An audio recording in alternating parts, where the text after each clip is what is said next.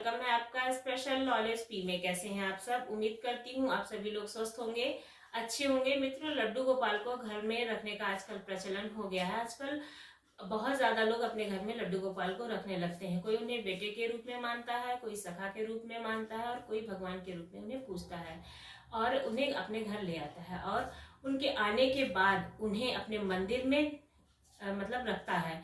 बल्कि उन्हें अपने घर के सदस्य के रूप में कुछ लोग मानते हैं, कुछ लोग मंदिर में पूजा के रूप में मानते हैं, कुछ लोग घर के सदस्य के रूप में मानते हैं। जैसे वे खुद खाना खाते हैं, खुद उठते बैठते हैं, कोई भी चीज घर में आती है तो उनके लिए लेके आते हैं। यहाँ तक कि लोग अपने साथ में टहलने के लिए भी लड्डू गोपाल को ले जाते हैं।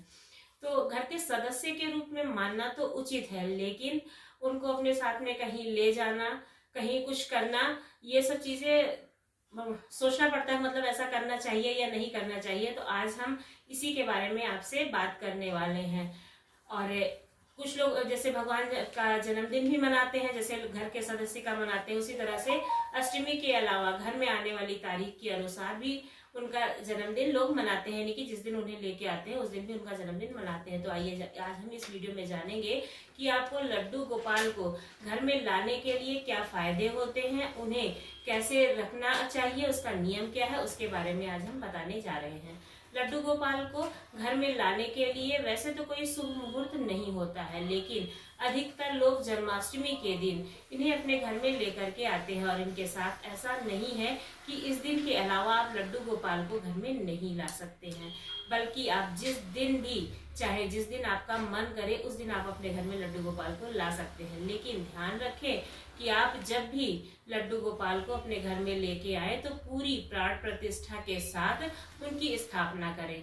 लड्डू गोपाल को घर में बाल स्वरूप में लाया जाता है और घर में लाने के बाद बिल्कुल बच्चे की तरह ही उनकी देखभाल करनी चाहिए। इसके अलावा बाल रूप में भी लड्डू गोपाल की प्रतिमा के साइज होते हैं, जैसे कि एक 0 साइज के, 1 साइज के, 2 साइज के, इस तरह से कई तरह के साइज होते हैं। तो आप अपने मंदिर के अकॉर्डिंग, अपनी इच्छा के मुताबिक आप जिस साइज का चाहे उस साइज का लड्डू गोपाल ला सकते हैं। और इनको घर में रखने के कोई कठोर नियम नहीं है, बस जरूरी है कि आप कुछ बातों का ध्यान जरूर रखें। इससे इनके प्रति, इनके आदर भाव और प्यार में कोई कमी नहीं होगी। तो आइए अब हम ये जानेंगे कि वो कौन से नियम हैं जिनको हमें ध्यान रखना चाहिए लड्डू गोपाल को लाने के लिए। नियमित रूप से आप जिस तरह से अपने आप को नहलाते हैं, अपने आप को स्वच्छ करते हैं, उसी तरह से लड्डू गोपाल को भी नियमित रूप से नहलाना चाहिए। आप इन्हें दूध, दही, शहद, गंगा जल, चीनी मिश्रित जल से नहला सकते हैं। इसके साथ ही नहलाने के बाद इन्हें अच्छे साफ स्वच्छ कपड़े पहनाएं और फिर इसके बाद में इनका श्रृंगार करें। श्रृंगार करने के बाद आप इनकी पूजा अर्चना करें। इसके बाद ध्यान रखें कि घर में जो भी सात्विक खाना बना हो उसका भोग इन्हें जरूर लगाना चाहिए। हमेशा पानी का ग्लास इनके पास भर करके रखना चाहिए, जिसमें तुलसी का पत्ता होना आवश्यक होता है। घर में कोई भी खाने की चीज अगर आती है तो आप पहले लड्डू गोपाल को भोग लगाएं, क्योंकि यह घर के सदस्य की तरह होते हैं। जैसे आपके घर में आपके बच्चे होते हैं, परिवार के और सदस्य होते हैं, उसी तरह से इनको भी मानना चाहिए। और इनको जो भी इनको खाने के लिए दे उसमें इस बात का तो जरूर ध्यान रखिए कि वो लहसुन प्याज वाला खाना ना हो। अगर कोई भी चीज ऐसी आती है जिसमें लहसुन प्याज है तो उसे नहीं भोग लगाना चाहिए, उसका भोग नहीं लगाना चाहिए। मीठा हो तो उसका भोग लगा दें।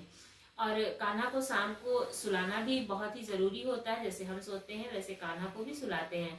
आप मंदिर में भी सुला सकते हैं, बाहर भी सुला सकते हैं। बहुत सारे लोग होते हैं, बहुत सारी प्रक्रिया करते हैं, तो इतना करने की जरूरत नहीं, इतना परेशान होने की जरूरत नहीं। आप अपने मंदिर में लड्डू गोपाल को सुला सकते हैं, तो आप उन्हें जरूर सुलाएं। लड्डू गोपाल को कभी भी घर में अकेले नहीं छोड़ना चाहिए। यानी कि जैसे उनकी पूजा पाठ ना हो सके, उनको नहलाया ना जा सके, उनको भूखा मतलब भूखे रह जाएंगे, तो इसलिए कभी भी उन्हें अकेला नहीं छोड़ना चाहिए। उनका स्वरूप जो होता है वो बाल स्वरूप होता है, बच्चे की तरह होते हैं। तो जैसे हम अपने बच्चों को अकेले नहीं छोड़ते हैं, उसी तरह से लड्डू गोपाल को भी अकेले नहीं छोड़ना चाहिए। किसी के भरोसे पे आप उन्हें छोड़ सकते हैं। लड्डू गोपाल को कभी भी जूते या चप्पल पहने हुए हाथों से नहीं छूना चाहिए, क्योंकि ऐसा अच्छा नहीं माना जाता है।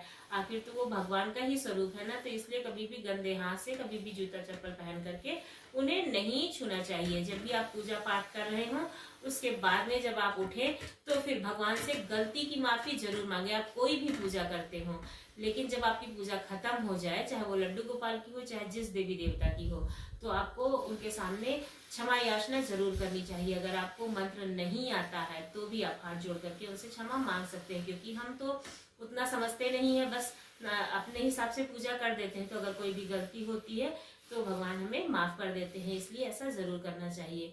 और अगर आप लड्डू गोपाल को घर में रखते हैं तो कहते हैं कि इससे घर में पॉजिटिविटी भी बनी रहती है। ऐसा आपको लगता ही होगा, आपके मन में शांति रहती होगी, आपके मन को वो शांत करते हैं। आपके घर में एक सदस्य यानी कि लड्डू गोपाल से आप बात कर सकते हैं और उनकी लीलाओं के बारे में भी, उनकी अपनी परेशानियों के बारे में भी आप उन्हें बता सकते हैं।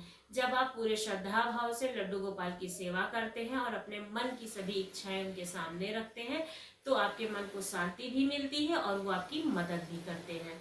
लड्डू गोपाल को घर में रखने से कलह, घर संबंधी समस्या और अन्य परेशानियों से आपके घर के आसपास नहीं आती हैं, आपके घर से दूर हो जाती हैं। यदि लड्डू गोपाल की मूर्ति खंडित हो जाए तो क्या करें, ये भी बहुत बड़ा क्वेश्चन है, क्योंकि कई बार मूर्ति खंडित हो जाती है तो हम क्या करें इस बारे में सोचते हैं कि क्या करना चाहिए। कई बार होता है कि हमारी मूर्ति खंडित होती है तो आपको उन्हें अपने घर पर नहीं रखना चाहिए, बल्कि फूलों में लिटा करके जल में प्रवाहित करना चाहिए, क्योंकि खंडित मूर्ति को घर में रखना अशुभ माना जाता है।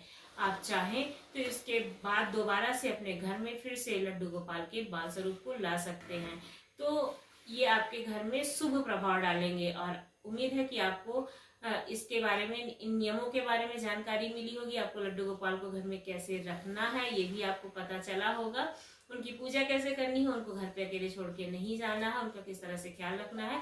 ये सारी जानकारी आपको अगर पसंद आई है तो हमारे चैनल को लाइक करना ना भूलें, सब्सक्राइब करना ना भूलें और अपने फैमिली फ्रेंड में जरूर शेयर करें जो भी लड्डू गोपाल की पूजा करता है। धन्यवाद।